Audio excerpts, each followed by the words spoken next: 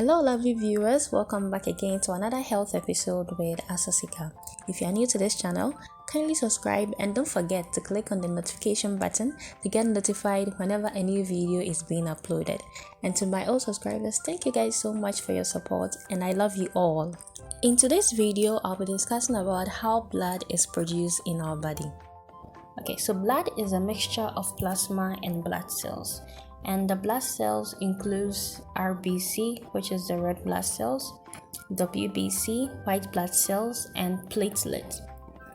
Plasma is water-like in nature, and the components of plasma are gotten from the food that we eat, like salt, proteins, fats, and sugar.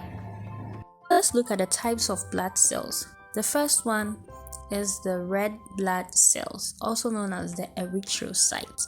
The second one, which is the white blood cells, also known as the leukocytes, and we have the platelets. We also call it as the thrombocyte. Did you know that the white blood cells is divided into different types? Okay, so now the first type or the first class is what we call as the lymphocyte.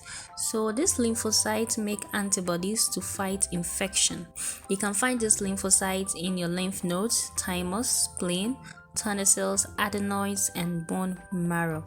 Under this lymphocyte, there are three main types. Okay, we have the B cells, the T cells, and the natural killer. The next class, which is the granulocytes, so they fight infection and response to tissue inflammation. Under this granulocyte, there are three types. We have the neutrophils, eosinophils, and basophils. The third one, which is the monocyte. Okay, so this monocyte function is to ingest a foreign bodies. So they try to eat any foreign invaders in our bloodstream. So how do they do it? So they change into a cell called as the macrophages, which will eat up any microorganism present in our bloodstream. The process of blood formation is called as the hematopoiesis.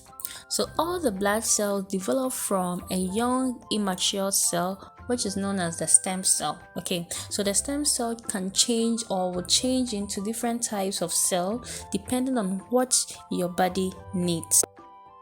So this process will result in the formation of all the elements of our blood.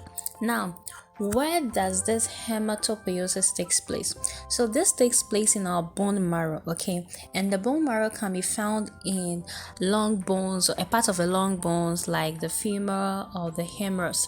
It can also be found in flat bones like the ribs and cranial bones, vertebrae, and then pelvics. Okay, so these are the places where you can find the bone marrow.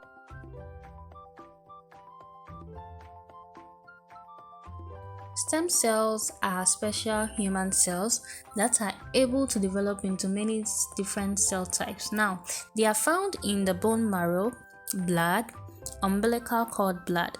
Now, the stem cell which are found in the bloodstream is known as the peripheral blood stem cell.